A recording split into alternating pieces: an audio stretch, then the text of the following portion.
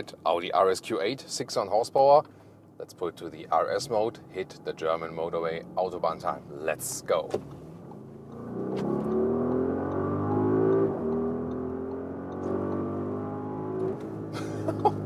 That was 140, and even if we are at that speed, 130 kilometers an hour now at the moment, or yeah, like some 80 miles an hour.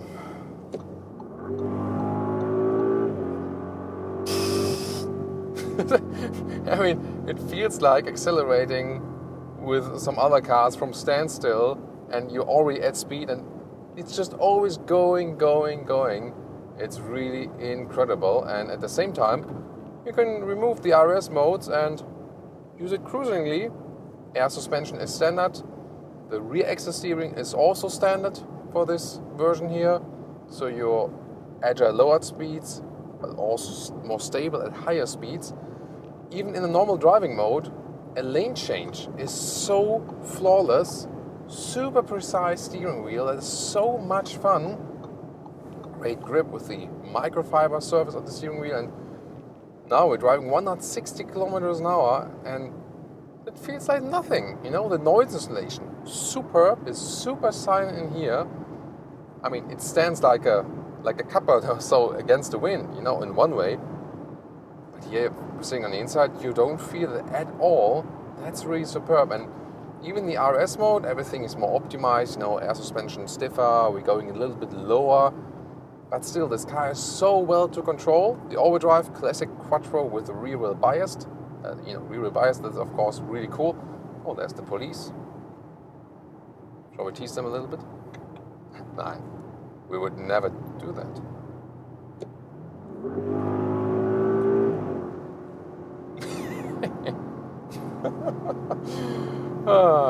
Yeah, the good thing is, in this case, what we're doing at the moment is absolutely legal.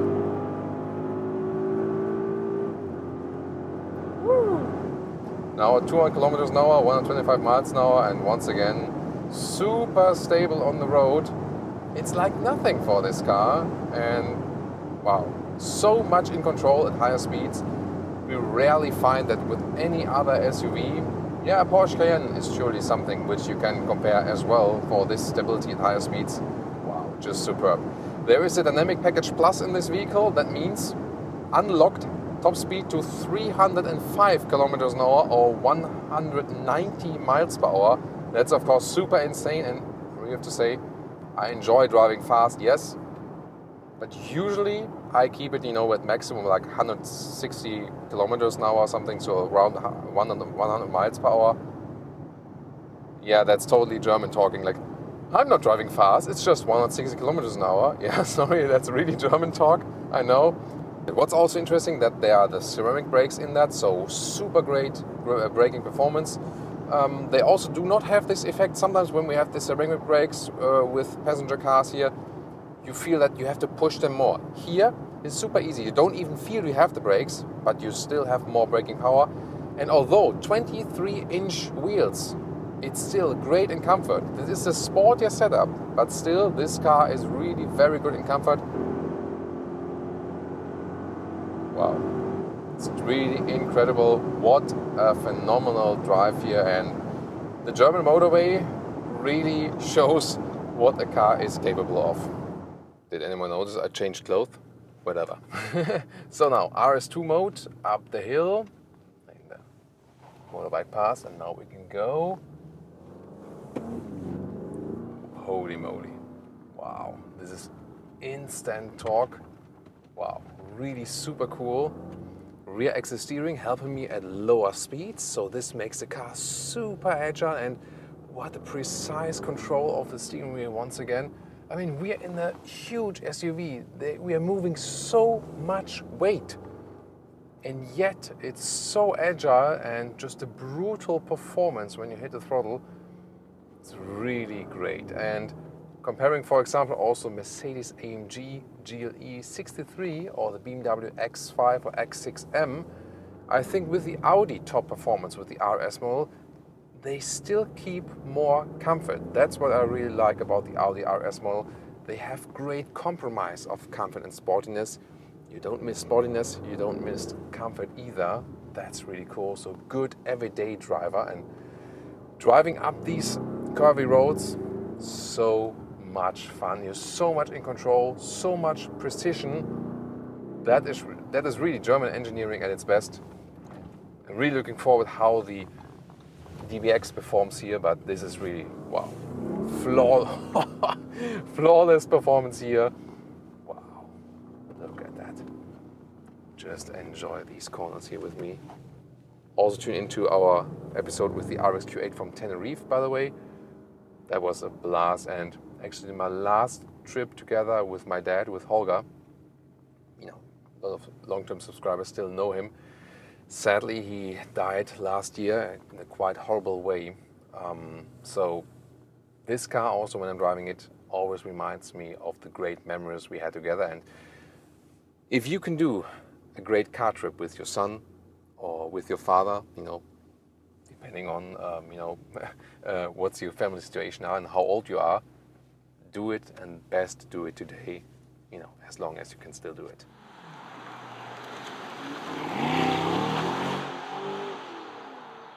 And now, Aston Martin DBX with a peculiar turning indicator sound, really unique, sounds strange somewhat, but yeah, why not making it unique? German motorway, Autobahn time, and we go to the Sports Plus mode, and whoo, that, by the way, yeah, only when you really know what you're doing, and best on closed circuit, because it also draws back the stability controls and so on. We find a safe spot and accelerate from 25 kilometers an hour and let the hell roll. Let's go.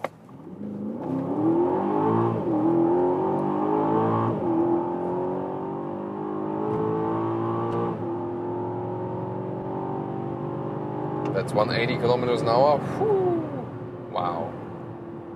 I mean, sound-wise, yeah, definitely more screaming from this one.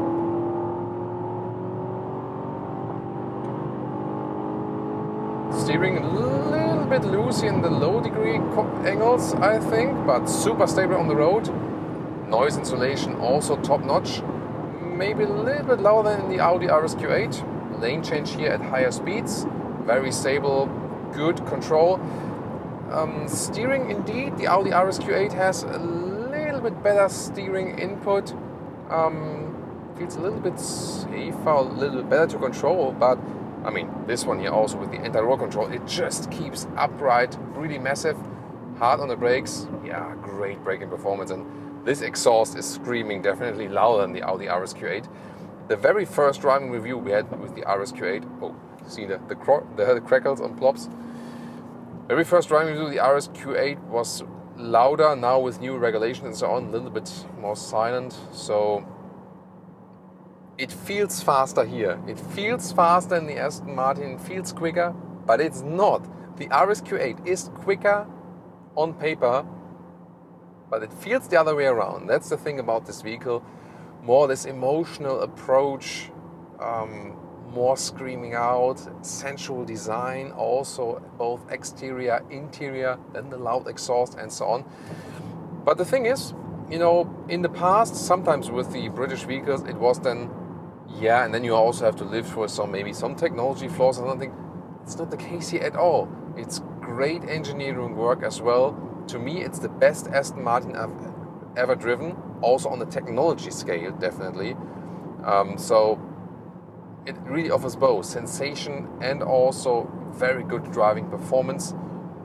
Yeah, I mean, the steering is good, no doubt about that. It's just that the Audi steering is perfect. You know, that's one of the differences. Suspension-wise, it really depends on the driving mode. You can also go to this GT driving mode, and then the air suspension gives you a little bit more comfort. So the suspension, also great job. From the setup, a little bit stiffer here with the Aston Martin if you compare it to the Audi RS-Q8 as for suspension. And also the seating, definitely, you know, a little bit stiffer, especially in this, you know, thigh area also. So the DBX feels racier than the RS-Q8, whereas the RS-Q8 is racier. That's really a funny thing. So the RS-Q8, better compromise between comfort and sportiness, and here the DBX a little bit more aggressive in all of the little elements and so on. But definitely a lot of fun here as well. Really cool and good performance here on the ultimate Germanish test here on our Autobahn. Ooh, and here action in the tunnel. And I want to do it one more time with the acceleration. Also here with the shifting pedals, the freestanding. They don't move together with the steering wheel. They are standing still and really feel very great. So one more time we go to the Sports Plus mode. And now I want to shift myself. Also shift down yourself, of course, like this. That's very cool. Let's go to the second gear one more time, shall we?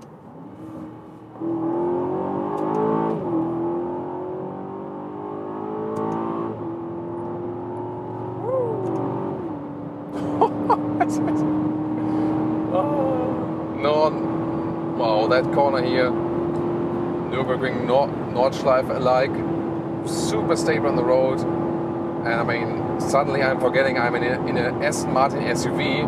I rather feel like an Aston Martin race car. Woo! That is really racy. Wow. 230 kilometers an hour. Well, it's allowed here. Yeah. At least still at the moment. Sure if that will change in the future, but wow. Really great job. Now again, back to normal speed, shifting down ourselves. Wow, the shifting experience, like listen to that. Click. Up and down, and like, wow. Really awesome shifting pedals. I would probably spend all day just shifting by myself. So once again, yeah, the emotional factor here, really awesome, man. And of course, what about driving up the hill with the DBX? And now driving up Autogefühl's peak with the Aston Martin DBX. Screaming from the exhaust. Let's see. Holy. Also great performance, definitely. Nice rear-wheel biased all-wheel drive as well. More screaming from the exhaust. Yeah, here now in these corners has a little bit more effect that the steering is good, but not perfect. So a little bit of feeling in the steering would be cooler, definitely. But yeah, it's very nice that it's very small. That makes the car very well to control as well here. Suspension definitely stiffer than with the RSQ8, but that's of course quite helpful then here in these corners. Shifting down myself, of course, a lot of fun here. A little bit more loose it feels. The RSQ8 feels more like engineering perfection, and this one here, yeah, once again a little bit more emotion and wow, definitely cool. Shifting down. And now the hairpin corner, that's always very interesting. First gear. Yes! I was having so much fun here as well. Wow, amazing. Oh, and there's Michel. And he wants to take a great shot from the outside. Shall we also give him a little bit of sound? Let's go. Yeah, I mean, what a cool driving experience here as well. So much fun. It's such a tough choice. Both really come very close. Yes, the Aston Martin is more expensive. It's not really justified. I can say that it's more expensive. You can really compare these two cars. They really come very, very close in a lot of different things, although the looks are absolutely different. I really have to think about this for a second.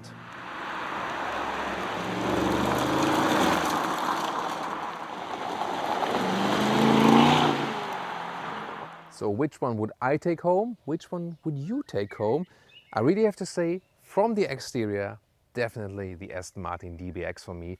This fluent design is just so lovely, and yeah, you know, I have a fable for British vehicles. I always had, and yeah, just so emotional.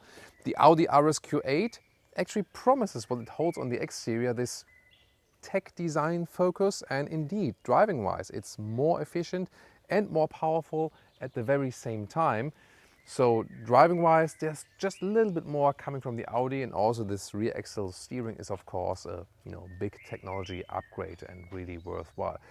On the interior, the Aston Martin is a little bit more exclusive and has a lot of surprising details, really cool, whereas the Audi is in a way more modern, especially infotainment system wise and from the user input and so on and so on. So that really gets tricky. So if you ask me, take one of these cars for one day.